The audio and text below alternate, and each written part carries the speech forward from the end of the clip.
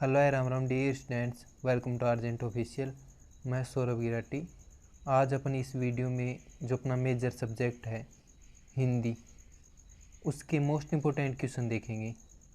बाकी सब्जेक्ट में अपन ने 20 इम्पोर्टेंट क्वेश्चन देखते थे, लेकिन अपन इस सब्जेक्ट के हर यूनिट पर 25 महत्वपूर्ण प्रश्न देखेंगे। ऐसे करके 100 महत्वपूर्ण प्रश्न के माध्यम से पूरे इस सब्जेक्ट को कवर कराने का प्रयास करूँगा मैं।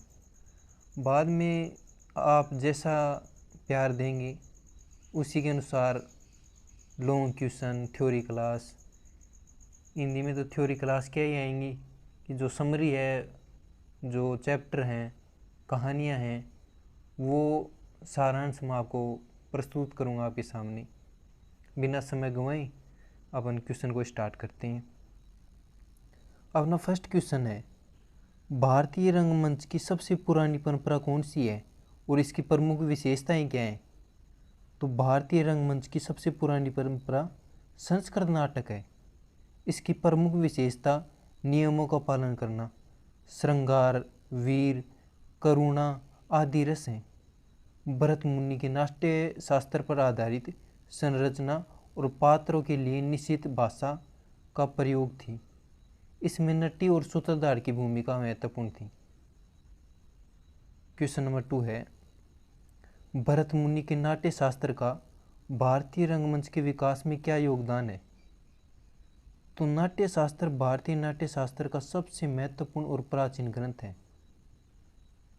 इसने रंगमंच के नियम, अभिनय के प्रकार जैसे आंगिक, वाचिक, आहार्य, सात्विक, रस सिद्धांत और नाट्य मंडप के निर्माण जैसे पहलुओं को व्यवस्थित किया है। यह आज भी शास्त्रीय नाट्य परंपराओं का आधार है। भरत मुनि का नाट्य शास्त्र प्रथम है जो सभी नाटकों की जानकारी देता है। क्वेश्चन नंबर 3 है, भारतीय और पाश्चात्य रंगमंच में मूल अंतर क्या है? तो भारतीय रंगमंच में आध्यात्मिकता, प्रतीकात्मकता और रस सिद्धांत पर जोर दिया गया है, जबकि पाश्चात्य रंगमंच यथार्थवाद, त्रासदी और कॉमेडी पर आधारित रहा है। भारतीय रंगमंच में कथा के माध्यम से जीवन के दर्शन को प्रस्तुत किया जाता है, जबकि पाश्चात्य में व्यक्ति और समाज के संघर्ष को उजागर किया जाता है। क्वेश्चन नंबर 4 है, यूनानी रंगमंच के 3 प्रमुख विधाएं कौन सी थी? उनमें क्या अंतर था? तो यूनानी रंगमंच की 3 प्रमुख विधाएं त्रासदी, कॉमेडी और सटायर प्ले थी। त्रासदी में नायक का पतन, भाग्य और विधाता का संघर्ष दिखाया जाता था। कॉमेडी में सामाजिक बुराइयों का हास्य के माध्यम से कटाक्ष किया जाता था और सटायर प्ले में देवता और नायकों का मजाक उड़ाया जाता था। क्वेश्चन नंबर 5 है, पुनर्जागरण काल के दौरान पाश्चात्य रंगमंच में क्या बदलाव आई?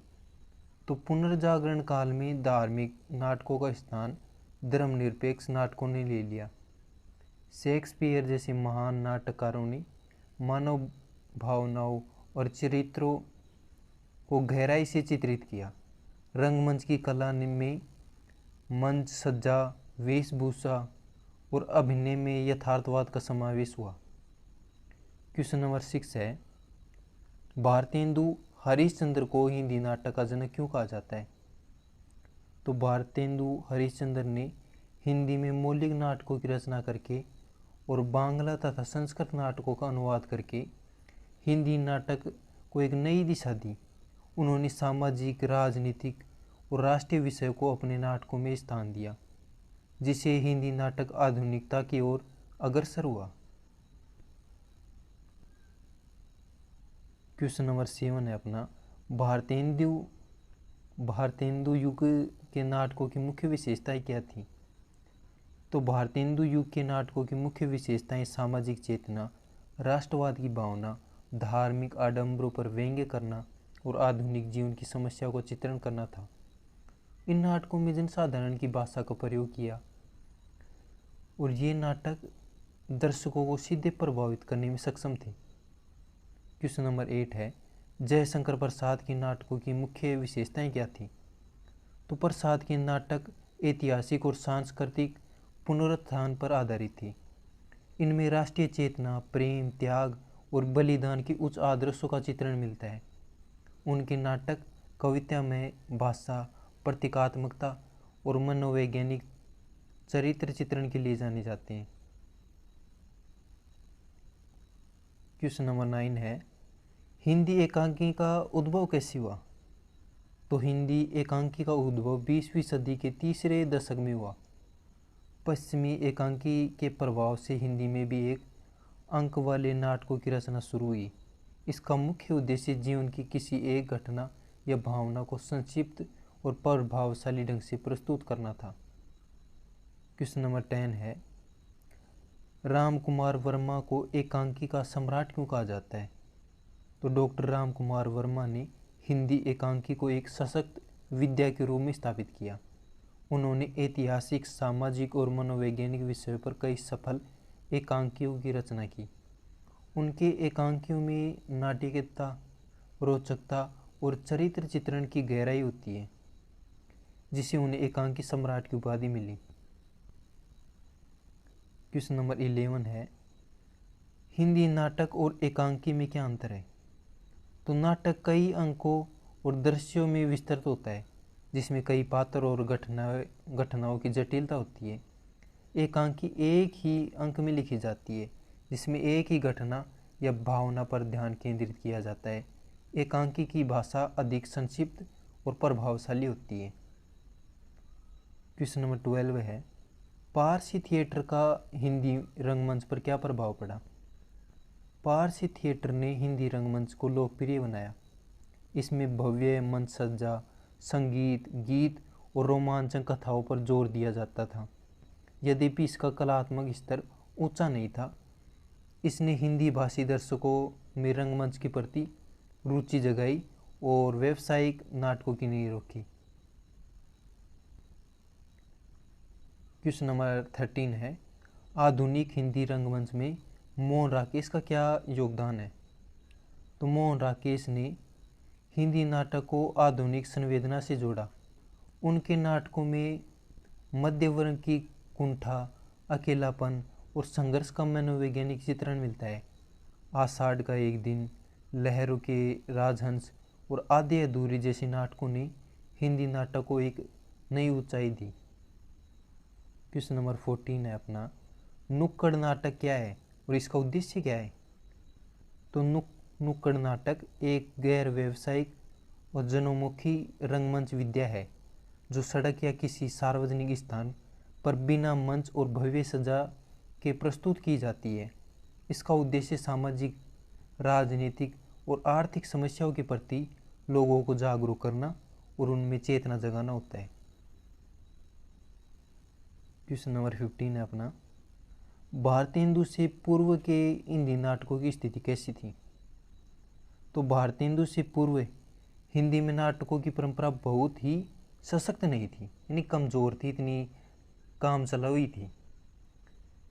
कुछ अनुवादित नाटक और लोक नाट्य शैलियाँ ही प्रचलित थी। हनुमान नाटक जैसे भक्ति परक और जानकी मंगल जैसे लोक नाट्य रूप थे, लेकिन इनमें आधुनिक नाटक जैसे संरचना और उद्देश्य का भाव था। क्वेश्चन नंबर 16 है अपना, आषाढ़ का एक दिन नाटक की विषय वस्तु क्या है?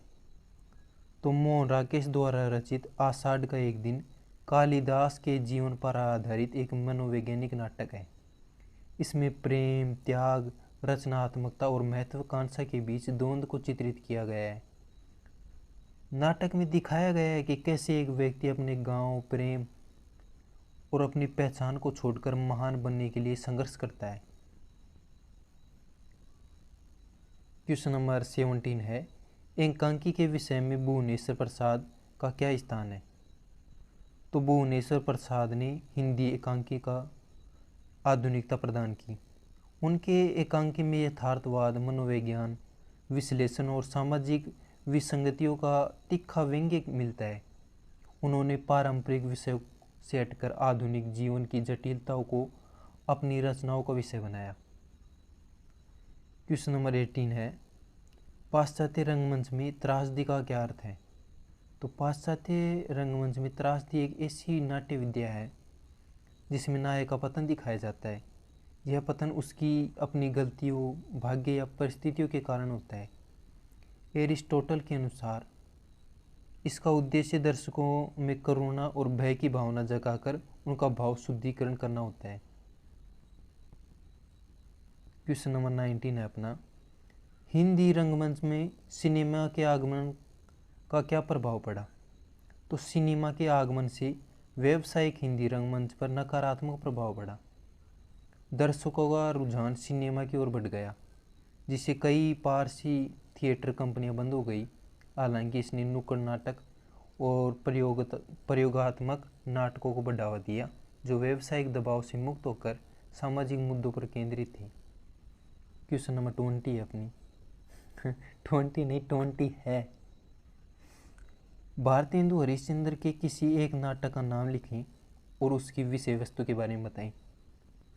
भारतेंदु हरिश्चंद्र का एक प्रसिद्ध नाटक अंधेरी नगरी है।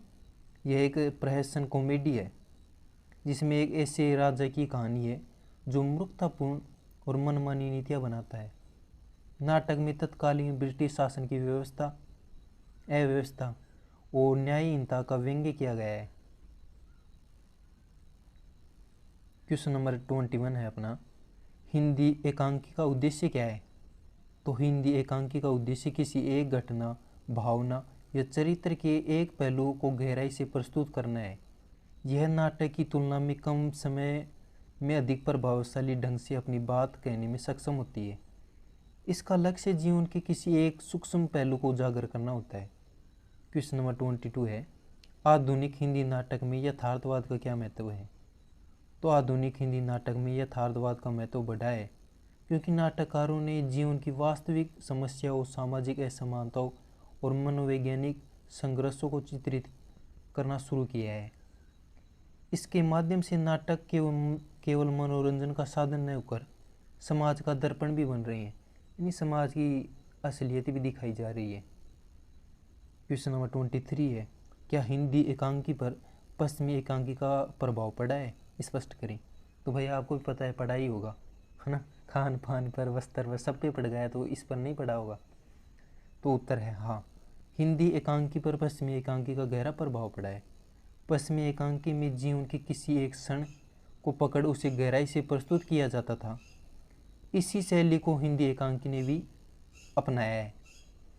अब ये चिड़िया थोड़ा सा वजन कर रही है, अब मैं इसको कैसे समझाऊं? चलो छोड़ो। भुवनेश्वर प्रसाद जैसे नाटककारों ने इस शैली को हिंदी में लोकप्रिय बनाया। क्वेश्चन नंबर 24 है, भारतीय रंगमंच में रस सिद्धांत की क्या भूमिका है? तो भारतीय रंगमंच में रस सिद्धांत बहुत महत्वपूर्ण है। भरतमुनि के अनुसार रस ही नाटक की आत्मा होती है। रस सिद्धांत के अनुसार नाटक का मुख्य उद्देश्य दर्शकों में मन, प्रेम, हास्य, करुणा, क्रोध आदि भावों को जगाना है, जिससे उन्हें एक विशेष प्रकार के आनंद की अनुभूति हो। क्वेश्चन नंबर 25 है अपना, आधे अधूरे नाटक में मोहन राकेश ने किस समस्या को उठाया है? तो मोहन राकेश के नाटक आधे अधूरे में आधुनिक शहरी मध्यवर्गीय परिवार के विघटन और पत्नी पत्नी के संबंधों को, उनकी जटिलता को उठाया है। इसमें पति पत्नी दोनों की कुंठा, अकेलापन और एक दूसरे के प्रति असंतोष को मनोवैज्ञानिक ढंग से प्रस्तुत किया है। ऐसे करके जो अपनी यूनिट 1 है, इस पर अपन ने 25 मोस्ट इंपॉर्टेंट क्वेश्चन देख लिए। 4 यूनिट होंगी तब 100 क्वेश्चन हो जाएंगे, जो निचोड़ होगी पूरे सिलेबस का। अगर चैनल पे नहीं हो तो चैनल को सब्सक्राइब करना। अगर इसकी पीडीएफ चाहिए तो अपने टेलीग्राम चैनल को ज्वाइन कर लेना, वहाँ पे पीडीएफ डाल दूँगा इसकी। और कैसी लगी आपको क्लास, कमेंट के माध्यम से मेरे को सजेस्ट करना, कोई प्रॉब्लम हो तो। धन्यवाद और अपना प्यार बनाए रखना। इसी के अनुसार मैं आगे की क्लास भी लेके आऊँगा। धन्यवाद।